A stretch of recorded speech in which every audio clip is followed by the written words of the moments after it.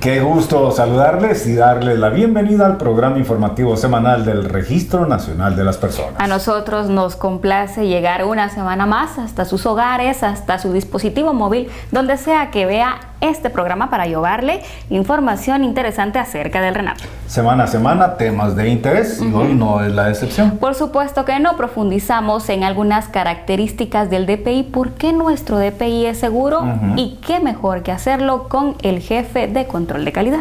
Licenciado Manolo Yash. ¿Cómo está, Lic? Gusto de saludarlo. ¿Qué tal, Luis? Catherine, gusto de volver a saludarles. Gracias, ahí todo bien. Quedamos a la espera de qué es lo que quieren conocer. Del batallón. De todo. Hoy queremos conocer de todo. Sí, se dice que el DPI es único e intransferible. ¿Qué cualidades lo hacen para merecerse esos elogios, digamos? Pues bien, si se recordará en algún momento cuando existía la cédula, pues el material era tan fácil de adquirir. Era de papel. Exactamente. Aunque uno lo emplasticara, se volvía prácticamente, inclusive hasta podía venir uno, borrar la información, cambiar. Podía cambiar uno la fotografía porque estaba sobrepuesta. Los sellos, no es que yo lo estuviera haciendo, pues, pero solo les estoy diciendo de algo que pasaba mucho en ese entonces. Las cartillas no estaban estandarizadas, cada municipalidad tenía su forma de cómo llevar. Hasta el color variaba. Todo variaba, entonces no había una forma para decir, este es el documento que utiliza Guatemala. Entonces, ¿en qué momento se vuelve único? Cuando ya se estandariza, ya tiene un diseño, una estructura, ahí se vuelve único. ¿Por qué se vuelve intransferible? Porque ya tiene toda la información biométrica y biográfica del ciudadano. Entonces ya no le podemos cambiar sellos, ya no le podemos cambiar información, ya no le podemos, exactamente, ya no se puede. Ya no. Entonces por eso es de que nosotros nos ganamos ese elogio realmente en la institución de decir que es único e intransferible. Y es por eso que muchas veces les hemos dicho, se tiene el vicio, puede ser, de decir cuál es su número de DPI, y DPI en sí es la tarjetita, y cuando usted dice único, por eso existe el código único de identificación. Ustedes perdonarán, pero tengo un cuadro del PAN que no me deja. El CUI. ¿Por qué, si se trata de un documento único e intransferible, es necesario renovarlo cada 10 años? Pues básicamente es por los cambios. Si bien es cierto, a veces la información que es la de uno, la personal, la biográfica, puede que no tenga ningún cambio, la registral. Sí va cambiando uno con el paso del tiempo. De hecho, si ahorita nos pidiera, o que todavía fuera permitido que nosotros nos pudiéramos identificar con nuestro carnet escolar, por ejemplo, entonces veríamos un gran cambio. Por supuesto. Que a veces inclusive hay generaciones donde se parecen, el papá se parece al hijo, o al nieto inclusive. Entonces es muy confuso, y lo que trata de hacer el Registro Nacional de las Personas es mantener esa información, más que todo la biométrica actualizada. Entonces por eso es de que para nosotros es necesario, y técnicamente así es, cada 10 años actualizar esa información biométrica. Licenciado, ¿y cuáles son esos cambios biométricos más notables en los ciudadanos? Ya hablamos de que pueden cambiar algunas características, no somos los mismos de adolescentes que ahora ya de grandes, pero ¿cuáles son esos cambios más notables por los cuales es necesario cambiar el DPI? Básicamente nosotros tenemos como datos biométricos, que son las huellas, la firma y el rostro. Visualmente, pues, prácticamente uno no puede, ahí sí que evitar ciertas cosas, aunque uno se cuide bastante y todo los eso, cachetes. La apariencia física, o también ha pasado con personas que tienen algún accidente. Entonces ya es demasiado complicado corroborar si es la misma, que inclusive de un par de años, es bien complicado. Entonces visiblemente es el rostro, lo primero. Ahora con el tiempo lo que también puede suceder, solo que esto tal vez no es visible con el DPI en la mano, pero son las huellas. Sí pueden sufrir algún desgaste, o inclusive por accidente, alguna amputación del dedo o de la mano. Esos son los cambios biométricos más notables. O si yo decido ir transformando mi firma, no la que registré cuando tenía 18, también puede ser, ¿verdad? Puede ser. Entonces, todo este tipo de ¿Y cuál es el control de calidad que se lleva para decir que el DPI es un documento infalsificable, Vic? Pues, para entender un poquito el concepto de calidad, pues la calidad viene desde que se enrola el ciudadano, es decir, desde que se le capturan los datos. Porque desde ese momento, la persona que está enrolando tiene que corroborar que la información que yo voy a trasladar al sistema es de la persona que yo tengo enfrente. Desde ahí empieza la calidad. Después ya tenemos un proceso de verificación biográfica, biométrica, hasta llegar de solicitud a documento, donde ya nace el DPI. Realmente el DPI ya es una combinación de las tarjetas prepersonalizadas en blanco y la información del ciudadano. Entonces, conjugando estas dos características, es que llegamos a este resultado. Y es cierto que la tarjeta en sí tiene más de 60 capas de seguridad. Bueno, no son tantas, ¿no? Varía dentro de 5 a 7 capas. Entonces, esa es otra de las características que hacen único al DPI. Porque inclusive si ustedes toman intentan borrarlo, no se puede. No van a poder, y esa es la función de estas capas, que cada una de ellas tenga diferentes características, como por ejemplo, por decir, el holograma, por algo decirle, o el lugar donde se va a personalizar la información. Entonces eso es lo que sucede. La misma asignación del código único de identificación, ¿verdad, licenciado? Exactamente, eso es otra de las cosas muy importantes, porque para decir que es código único nosotros tenemos que tener la veracidad que realmente no se repite. Licenciado, ya mencionó algunas medidas básicas, pero algunas que pueda ver el usuario ahorita si tiene su DPI en la mano, que usted nos pueda comentar cuáles son. Claro, pues sí, para esta edición me preparé con el DPI. Con mi DPI. Pues bien, lo primero es que hay algunas medidas que son palpables, es decir, el chip verde que exista realmente. Que no esté sobrepuesto, no ¿verdad? O a veces que no sea una etiqueta que parezca un dibujo de chip, por ejemplo. Ya. También tenemos el triangulito que ven, cambia de color cada vez que nosotros lo movemos. Tinta óptica variable, creo que le llaman, ¿verdad? Básicamente se resume en que son tintas metálicas. Esa es una característica. Entonces, esa es otra de las cosas que puede ver un ciudadano con su DPI a la mano. Abajo, pues, si ven hay un ovalito. Sí. Pues esta es la imagen láser cambiante. Esa también tiene que surgir el cambio, ¿verdad? Porque de hecho parece su nombre. Entonces, si miramos ahí solo una crucita, si lo vemos detenidamente y lo movemos de derecha a izquierda, también vamos a ver cambios en el DPI. Entonces, eso no pasa con un DPI falso, por ejemplo, o una simulación de DPI. No sucede eso. O muchas veces con un escáner. El escáner a veces captura alguna de las dos informaciones, la que está vertical o horizontal. Pero no completo. No las dos. Entonces, así también se puede corroborar. Y si todavía con eso no está conforme, puede irse al lado reverso. Entonces van a poder palpar el número de serie, el que ese sí es único de la tarjeta. Y está en relieve. Está con relieve, exactamente. Sí. Algunos es menos palpable, pero de por sí.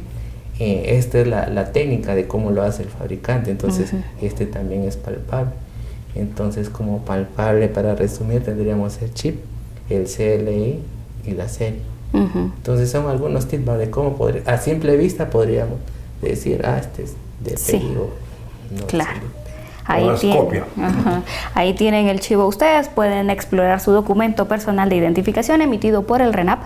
Estamos hablando de cómo se vuelve y por qué es un documento único, personal e intransferible con muchas medidas de seguridad. Vamos a una pausa y regresamos con más en instantes.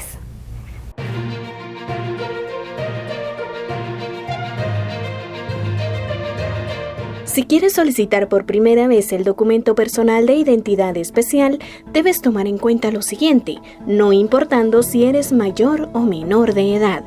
Primero, preséntate a una oficina del RENAP con original y fotocopia simple de la constancia del estatus extraordinario migratorio de permanencia provisional por solicitud de refugio, extendida por el Instituto Guatemalteco de Migración. Además, debes adjuntar en original y fotocopia simple la constancia de la solicitud del Estatuto de Refugiado, extendida por la Comisión Nacional para Refugiados, CONARE. Y el tercer requisito es presentar una fotocopia del documento de identificación de su lugar de origen, si lo tuvieres. Del total de personas que han inscrito su nacimiento ante el Registro Nacional de las Personas y que continúan con vida, el 49.98% son mujeres. RENAP recuerda que las inscripciones registrales son importantes para las políticas públicas del país.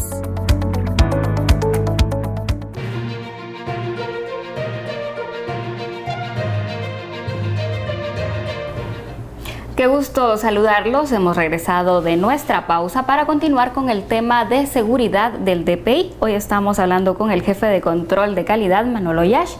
En el primer bloque, licenciado, usted nos comentaba de esas características que hacen al DPI único e intransferible y cuál fue la necesidad de cambiar la cédula de vecindad, un documento bastante fácil de alterar, para terminar con esta tarjeta de policarbonato que nos da muchos beneficios y mucha certeza y seguridad.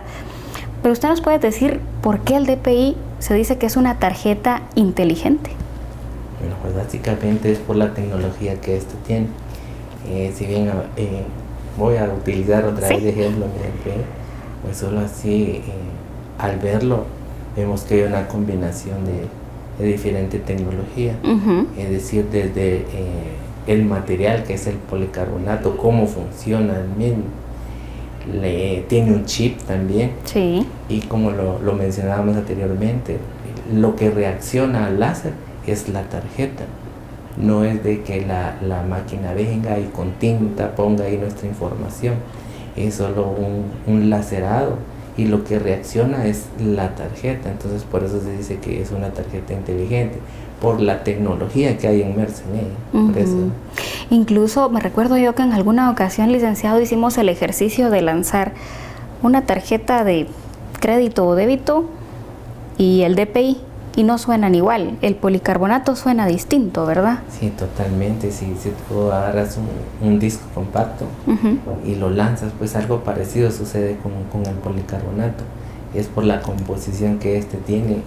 Entonces vas a escuchar, te voy a dar otro disco, que este no lo recomiendo que lo hagas, pero lo que también tiene el policarbonato es que tú puedes hacer esto con tu DPI y no se te va a quebrar, va a volver a su estructura. Sí, sí se dobla, se dobla bastante. No te lo recomiendo hacerlo porque esto, para poder hacer esto también tiene que venir acompañado de un buen cuidado, pero esta es otra de la durabilidad del policarbonato. Claro. Si tú intentas hacer esto con tu tarjeta se quiebran dos. De PVC, se va a quebrar.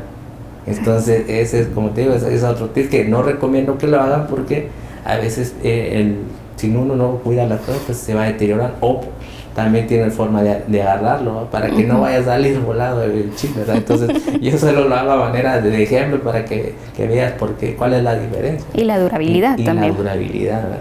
Entonces, básicamente, por eso es de que el policarbonato es lo que se utiliza para este documento de identificación. Entre estos cuidados que puedo tener yo con mi DPI, ¿cuáles son las recomendaciones que daría el RENAP para mantenerlo bien y me dure esos 10 años que tiene de vigencia? Pues en primera instancia que no se ponga a climas muy drásticos. Fuego. Es decir, por ejemplo, una guantera del carro, por ejemplo, que no lo dejen ahí porque se acumula mucho calor cuando hay demasiado sol. Eso va haciendo que las propiedades del policarbonato no desaparecen, pero sí empiezan a debilitarse, digamos. Exactamente, como sucede inclusive hasta con el metal, sí, se va oxidando, se va deteriorando, todo material es así. Entonces dentro de los cuidados sería ese, no exponerlo a temperaturas o que, no sé, y por ejemplo las personas que a veces trabajan en las heladerías, por ejemplo, o que tienen en cuartos fríos, cosas así, de preferencia mejor que no lo expongan tanto a ese tipo de Creo que al final tal vez nuestro clima no es así, pero sí hay lugares que tienen esas condiciones de climas muy extensos, y al final pues la tarjeta también responde a determinado grado de humedad o de calor, de frío, de todo esto. Por supuesto. Entonces yo lo que hago, y no estoy promocionando nada, pero es tenerle su estuche especial solo para el DPI. Porque igual otra cosa que también sucede es de que uno viene y lo pone con las tarjetas de crédito o con tarjetas que ya tienen otro chip. Entonces la fricción empieza a hacer también que nosotros empieza a desgastar. vayamos desgastando nuestro documento. Entonces, como te digo, no es que vaya ya a quebrarse o se vaya a volver de cristal, no, pero con el tiempo. Entonces esto va a hacer que pues va a llegar a los 10 años, pero sí va a ser, por ejemplo, este ejercicio pues no lo van a poder hacer porque no se va a quebrar, pero sí se puede surgir algún inconveniente. Entonces ese es otro de los cuidados, y con los caballeros se da más que todo. Por ejemplo, yo aprendí a hacer esto pues por las malas, ¿verdad? Porque normalmente un caballero lo que viene es meterlo en la billetera y ahí meter todos los documentos que uno tiene. Sí, cargan la billetera así en grande. La de no de dinero, pero sí de papel. De papel. Sí. Entonces vienen, y cuando se sienta, lo que empieza a pasar es esto, ¿no? La curva en el DPI. Exactamente. Y si esto lo haces infinidad de veces, pues también puedes provocar que tu DPI se vaya arruinando, o que el chip lo pueda zafar, ¿verdad? Como te digo, al final, si lo cuidamos, inclusive el documento dura más de 10 años. Pero, como te digo, como estas serían algunas de las recomendaciones principales que yo he logrado percibir. Por de hecho, supuesto. en alguna ocasión me preguntaron, mire, de mi DPI, ¿por qué se le sacó el chip? Entonces yo digo, pero ¿y usted dónde lo tiene? Y entre sus fierros, cosas, y el chip no va a aguantar. Entre las herramientas tenía el DPI. Claro, por ejemplo, las bolsitas de las herramientas, de las llaves y todo eso. Sí.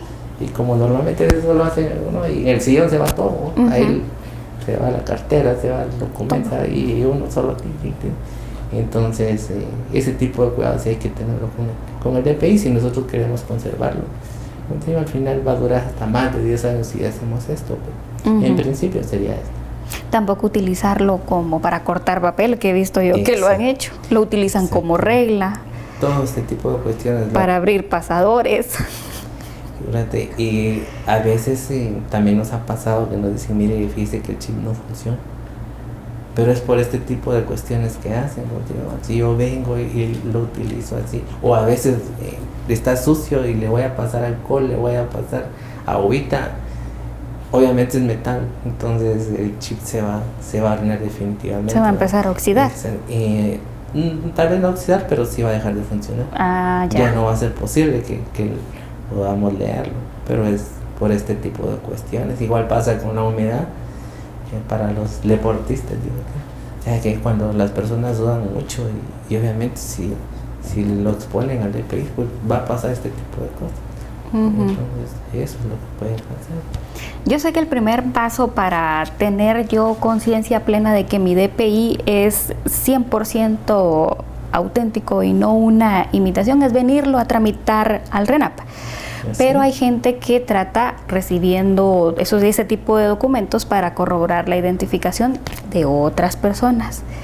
Por ejemplo, si yo fuera guardia de seguridad, ¿cómo sé que el DPI que me están entregando es 100% auténtico? ¿Qué tengo que ver? ¿Qué tengo que hacer además de todas estas pruebas que ya mencionó Manolo? Que ya había un meme para hacértela así fácil y sencillo, pues yo hay medidas que son fáciles solo con luz, con esta, por ejemplo. La luz blanca. Que es el triangulito que te comentaba cómo funcionaba, que varía de color. Atrás hay un holograma. También. Hay un holograma que se tiene que cambiar. El CLI tiene que cambiar. Y solo con que estén estos 3 pasos, ya podemos decir que es un DPI. 100%. Porque eso es no replicable. Así con una falsificación ahorita. No tendrían que tener un equipo súper sofisticado que se tardarían años en pagar. No. Entonces, con esas 3 cosas que vieron, ¿verdad? Contigo, sí, fácil con eso, puede determinar este es un documento real. Aparte ya diferente que sea la persona, ¿verdad? Entonces, lo que sí tienes la que imagen. ver que exacto, ¿verdad? Ya que no por ver las medidas te vas a olvidar de la foto. De la foto, es cierto. Entonces, sí, ¿verdad? Corroborar que coincidan las características Sí, físicas. exactamente. Muy bien, gracias Manolo. Vamos a ir a nuestra segunda y última pausa de este programa informativo semanal del RENAP.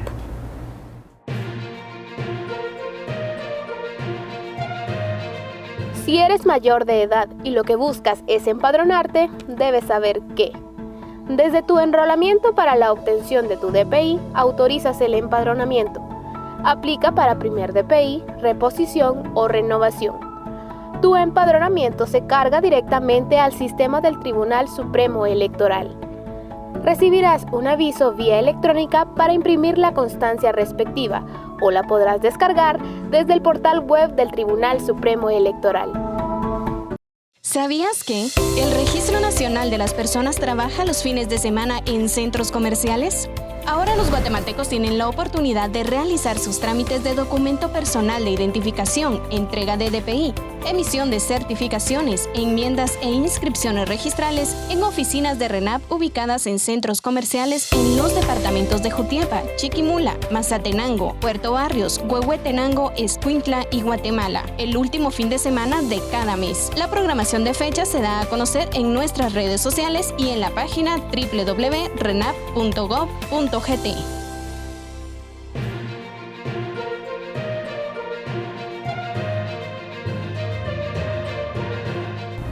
Gracias por continuar en sintonía de este programa que se transmite a través del canal de gobierno, de TGW y de Conred. Gracias a todos ellos por su apoyo. También usted puede visualizarlo a través de nuestro canal de YouTube, en donde nos encuentra como Registro Nacional de las Personas, y en nuestras redes sociales nos puede seguir en Facebook, Twitter y también en Instagram como Registro Nacional de las Personas. Si tiene dudas de los temas diversos que abordamos en este programa, por favor llámenos al 1516 o al PBX 2416-1900. Continuamos con el tema, licenciado. Gracias por toda la información que nos ha dado respecto a las medidas de seguridad del DPI, que lo hacen un documento único e inalterable. Sin embargo, nos han llegado noticias de que hay gente que cree poder hacer imitaciones. ¿Nos puede contestar usted? ¿Se han evidenciado casos de simulación? ¿Han llegado a su departamento casos de simulación del DPI? Sí, efectivamente, sí. Creo que hasta un par de reportajes creo que he visto de eso, de sí. cómo le hacen para tratar de hacer una simulación, le decimos nosotros, que realmente para falsificar un DPI tienen que tener las materias primas. Y no van a tenerlas. No las van a tener, lo único que tienen tal vez son tarjetas plásticas y un escáner a color, tal vez eso es lo más común que han llegado a nosotros. Sí se ha dado el caso de que alguna entidad financiera, por ejemplo, o casos de investigación, donde vienen y nos dicen, miren, nosotros tenemos esto, díganos si es falso o no. Pero ¿por qué razón mucha gente lo confunde? Bueno, no tiene este tipo de información que te digo, ¿verdad? Con este tipo de... Los tres datos. Con esos que revisaron, pues ya dirían, no, este sí, de paso, no es un DPI. Pero como a veces las personas no tienen este tipo de conocimiento, no ven el alcance de lo que también representa cargar una simulación de documento de identificación, porque a lo mejor sí es el ciudadano quien lo está tramitando, pero como le dicen, se lo vamos a tramitar más rápido, pero si nos paga tal cantidad, tal vez piensan que de verdad va a ser un DPI y no lo es, solamente es una tarjeta plástica con información de un escáner a color. Y es muy evidente, o tal vez para nosotros, ¿verdad? Que vemos esto todo, porque incluso eso habla de con el color o cuestiones varían. Así, ya determinamos que realmente no cumple con las características. Y otra de las cuestiones es de que nosotros también recomendamos mucho con este tipo de cuestiones de que no intenten como que ver la veracidad de un DPI por medio de una fotocopia, porque el DPI está diseñado para tenerlo a la mano y con él corroborar que sí sea la persona y un documento real, que es lo que también pasa en otras ocasiones.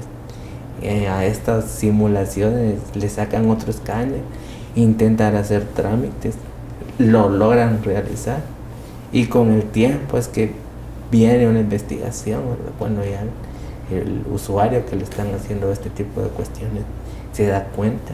Entonces nosotros venimos y vemos y ya sabemos que no es un tipo de documento. Entonces creo que también es bastante importante socializar este tipo de información, y como le digo, realmente para falsificarlo estamos muy lejos de poder hacerlo aquí. Sin duda alguna.